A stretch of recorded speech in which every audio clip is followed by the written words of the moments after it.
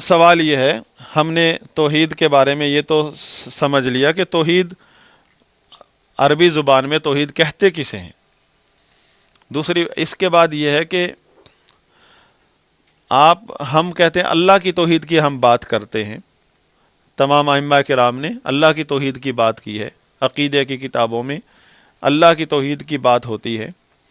تو اللہ کی توحید کا مطلب کیا ہے؟ سب سے پہلا سوال یہ ہے کہ کیا توحید، اللہ کے نبی نے بھی توحید کا لفظ استعمال کیا ہے؟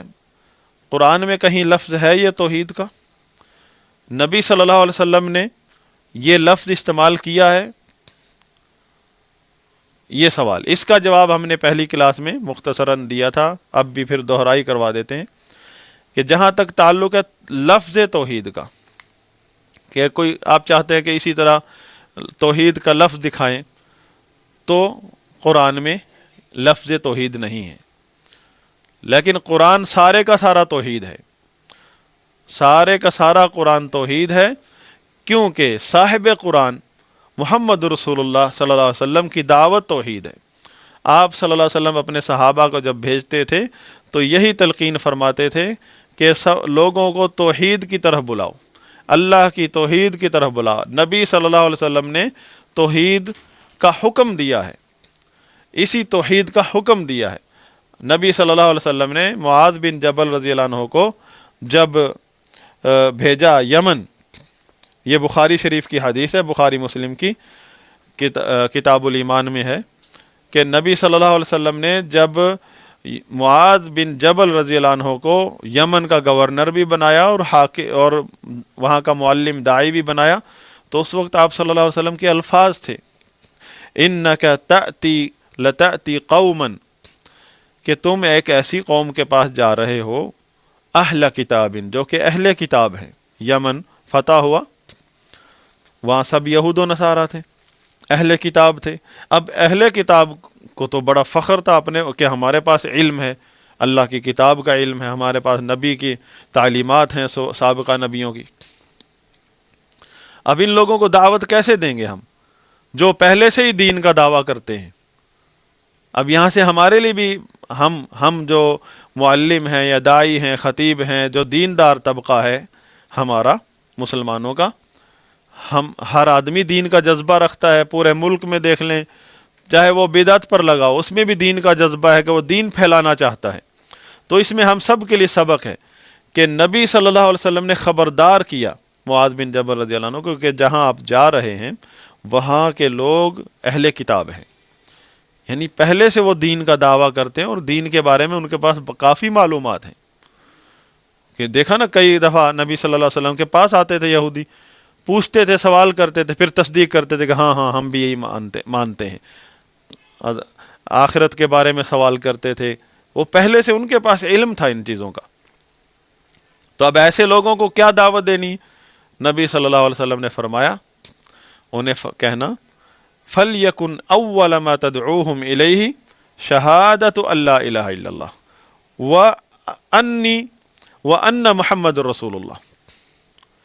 دو چیزیں، صرف لا الہ الا اللہ کی بات نہیں کی، لا الہ الا اللہ محمد الرسول اللہ، سب سے پہلی چیز جس کی طرف آپ نے ان لوگوں کو دعوت دینی ہے، فَلْيَكُنْ أَوَّلَ مَا تَدْعُوهُمْ إِلَيْهِ أَن يُوَحِّدُوا اللَّهَ۔ ایک روایت میں یہ الفاظ ہیں کہ أَن يُوَحِّدُوا اللَّهَ، أَن يُوَحِّدُوا اللَّهَ یہ جو ہے عربی کا لفظ ہے، ہم نے ابھی تھوڑی دیر پہلے وضاحت کی تھی کہ وحد یوحد سے ہے، أن يوحد اللہ، یہ نبی صلی اللہ علیہ وسلم کے الفاظ ہیں۔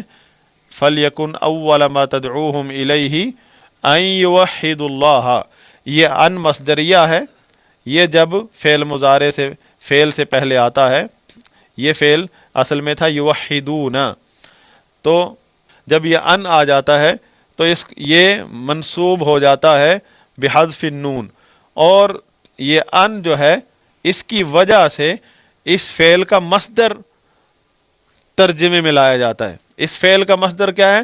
توحید، ان یوحد اللہ توحید، فلیکن اول ما تدعوہم الیہ ان یوحد اللہ، توحید اللہ، اس کا مطلب ہے توحید اللہ، اللہ کی توحید۔ تو سب سے پہلی چیز جس کی آپ نے ان لوگوں کو دعوت دینی ہے وہ اللہ کی توحید ہے۔ اب ہمارے کتنے لوگ ہیں ہمارے مسلمان بھائی، جب انہیں بات کریں آپ توحید کی، عقیدے کی، وہ کہیں گے یہ غیر مسلموں کو سکھائیں، ہم تو پہلے سے مسلمان ہیں۔ انہیں آپ بات کریں لا الہ الا اللہ کا ترجمے کی بات کریں، لا الہ الا اللہ کی بات کریں، وہ کہیں گے ہمیں مسلمان کر رہے ہو۔ ہاں، اچھا جب نکاح پڑھ رہے ہوتے ہیں قاری صاحب جو ہے نا، ان کو کلمے پڑھاتے ہیں، اس وقت نہیں کہتا کہ مجھے کلمہ کیوں پڑھا رہے ہیں آپ، میں تو پہلے سے مسلمان ہوں، کیونکہ وہاں جو ہے شادی نہ خراب ہو جائے، جبکہ وہاں ایسی کوئی ضرورت نہیں ہے کلمے پڑھانے کی۔ اور اس بات کا تو اللہ تعالیٰ نے اپنے رسول کو حکم دیا، فَاعْلَمْ أَنَّهُ لَا إِلَهَ إِلَّا اللَّهُ، کہ اے نبی صلی اللہ علیہ وسلم یہ جان لو کہ نہیں ہے کوئی معبود برحق سوائے اللہ کے۔ نبی کو حکم دیا کہ یہ جان لو، اس کا علم حاصل کر لو۔ تو اس توحید کی بات سے ہمیں جو ہے ہمیں بوجھ نہیں سمجھنا چاہیے توحید کو، بلکہ یہ تو اس سے تو ایمان بڑھتا ہے، بصیرت آتی ہے آدمی کو۔ تو اللہ کے نبی صلی اللہ علیہ وسلم نے صحابی کو کیا فرمایا؟ تو سب سے پہلی چیز جس کی آپ ان کو دعوت دیں گے وہ کیا ہے؟ اللہ کی توحید، اور یہ کہ میں اللہ کا رسول ہوں۔ دو چیزیں ہو گئی اب، توحید اور محمد رسول اللہ۔ یہ کیا ہے؟